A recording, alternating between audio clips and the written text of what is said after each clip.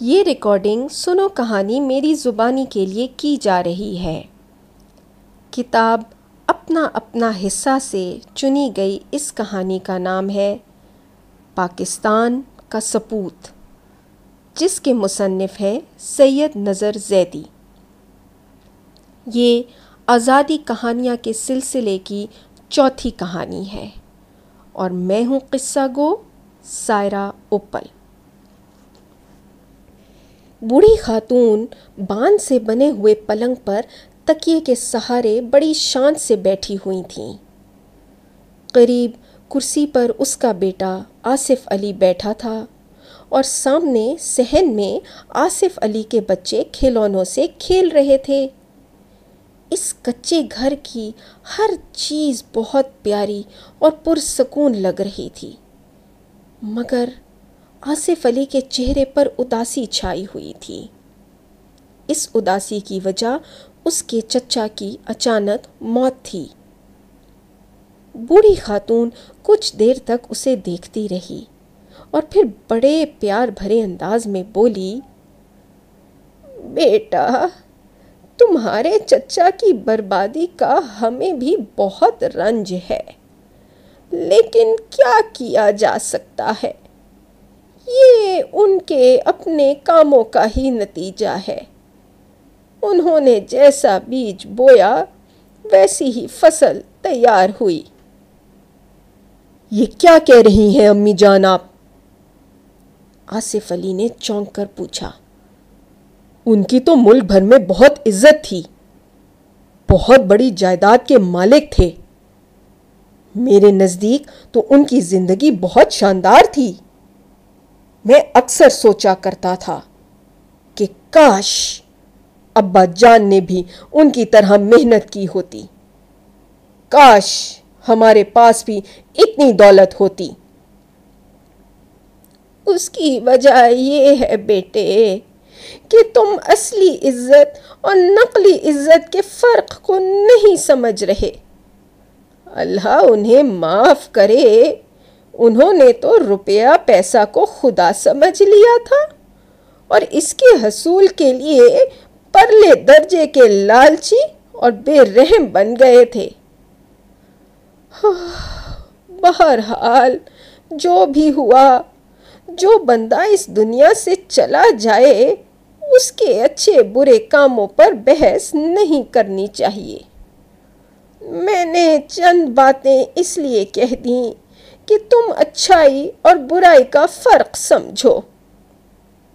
مگر امی جان، اب جب بات آپ کے منہ سے نکل ہی گئی ہے تو مجھے پوری بات بتائیں۔ کیا پتہ اس طرح میں کسی بہت بڑے نقصان سے بچ جاؤں۔ یہ سن کر بوڑھی خاتون بولی، 1947 میں ہم سب ایک قافلے کے ساتھ پاکستان آئے تھے۔ میں اس وقت 15 برس کی تھی۔ کچھ دن مہاجر کیمپ میں رہنے کے بعد تمہارے ابا نے اس گاؤں میں یہ مکان اور تھوڑی سی زمین الاٹ کرائی۔ یہ گھر بس نام کا ہی تھا، شاید ہم جیسے کسی غریب ہندو یا سکھ کا ہوگا جو بھارت چلا گیا۔ تمہارے چچا نے زیادہ بھاگ دوڑ کی اور گاؤں میں زمین الاٹ کرانے کے علاوہ لاہور میں بھی ایک مکان اور دکان پر قبضہ کر لیا۔ ابا جان نے ایسی کوشش کیوں نہ کی؟ بیٹے نے سوال کیا۔ تمہارے ابا اس ملک میں مال و دولت حاصل کرنے نہیں آئے تھے۔ وہ حق اور انصاف کو ماننے والے سچے اور پکے مسلمان تھے۔ وہ اس ملک کو سجانا سنوارنا چاہتے تھے تاکہ اس سے اسلام اور مسلمانوں کی شان بڑھے۔ اور چچا جان؟ بیٹے نے ایک اور سوال داغا۔ ان کا نام تو مسلمانوں والا تھا، مگر کام مسلمانوں والے نہیں تھے۔ نہ تو وہ نماز روزے کے پابند تھے اور نہ ہی تمہارے ابا کے ساتھ رہنے پر راضی تھے، کیونکہ وہ تو آتے ہی رئیس اعظم بننے کے خواب دیکھنے لگ گئے تھے، اور ان دنوں غلط سلط ہاتھ مارنے کی بھی بہت گنجائش ہوا کرتی تھی۔ ایسے ایسے لوگ کوٹھیوں اور بنگلوں کے مالک بن بیٹھے تھے جنہیں پنکھا تک چلانا نہیں آتا تھا۔ اگر یہ حالت تھی تو ابا جان کو بھی کوشش کرنی چاہیے تھی، کم سے کم اپنا حق تو لیتے۔ اس بار بوڑھی خاتون کے چہرے پر غصے کے تاثرات چھا گئے۔ کیسا حق؟ اگر کسی دوسرے کا حق مارنے کو تم حق سمجھتے ہو تو بیٹا یہ بہت غلط سوچ ہے۔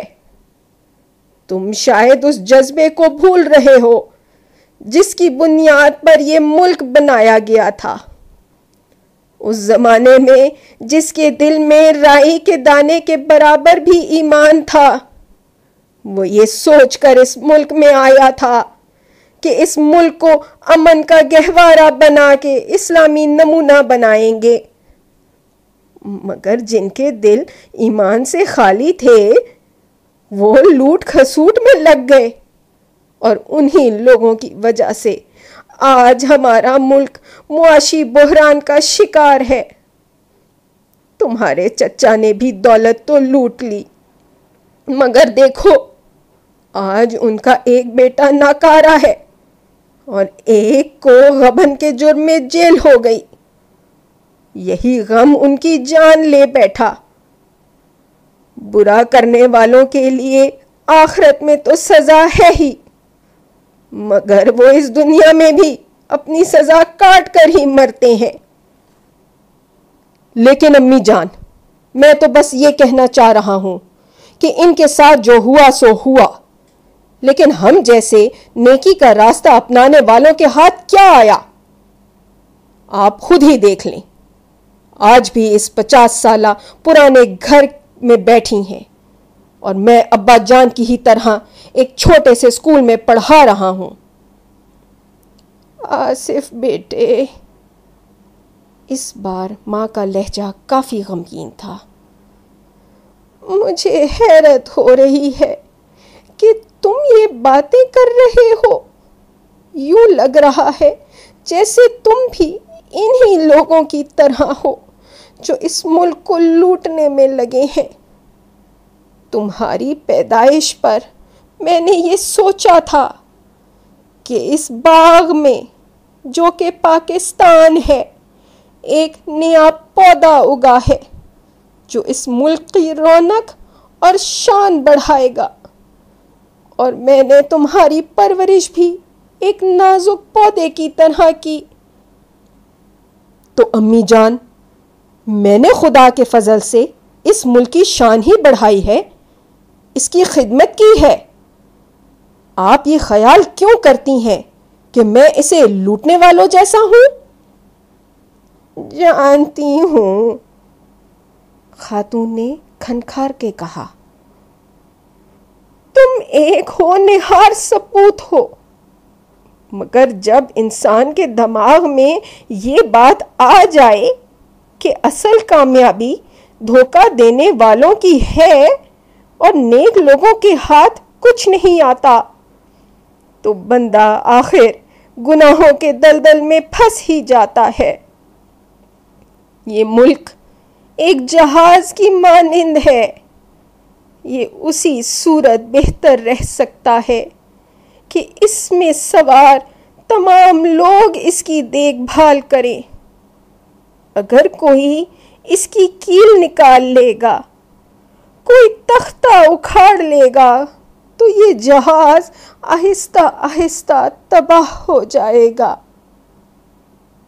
آپ بالکل ٹھیک کہہ رہی ہیں امی جان۔ خدا نہ کرے اگر پاکستان کمزور ہو گیا تو ہم سبھی خطرے میں پڑ جائیں گے۔ میں اللہ کا لاکھ شکر ادا کرتا ہوں کہ میں نے آج تک اس وطن کو کبھی بھی کسی قسم کا نقصان نہیں پہنچایا۔ اگر کچھ لمحوں کے لیے میرے دماغ میں غلط سوچ آ گئی تو آپ نے فوراً اسے میری تصحیح کر دی۔ ماں سنبھل کر بیٹھ گئی۔ جیتا رہ میرا بیٹا، خدا تجھے توفیق دے کہ تو کبھی اس ملک کو نقصان نہ پہنچائے بلکہ اس کی شان بڑھائے۔ ادھر آ، میں تیری پیشانی چوموں۔ میاں آصف نے ماں کے آگے سر جھکا دیا۔ انہوں نے اس کی پیشانی پر ہونٹ رکھ دیے اور یوں لگا کہ نور کی ایک لہر اس کے پورے وجود میں اتر گئی ہو۔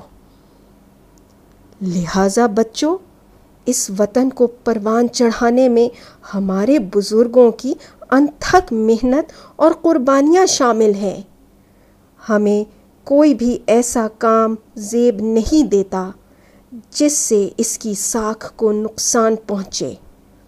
ایسا کر کے نہ صرف ہماری دنیا خراب ہوگی بلکہ آخرت بھی خراب ہو جائے گی اور ہماری عزت آخر کار خاک میں مل جائے گی۔ یہ تھی آج کی کہانی سائرہ کی زبانی۔ مزید کہانیاں سننے کے لیے ہمارا فیس بک پیج سنو کہانی میری زبانی لائک کرنا نہ بھولیے گا اور پیج کو شیئر بھی ضرور کیجیے گا۔ شکریہ۔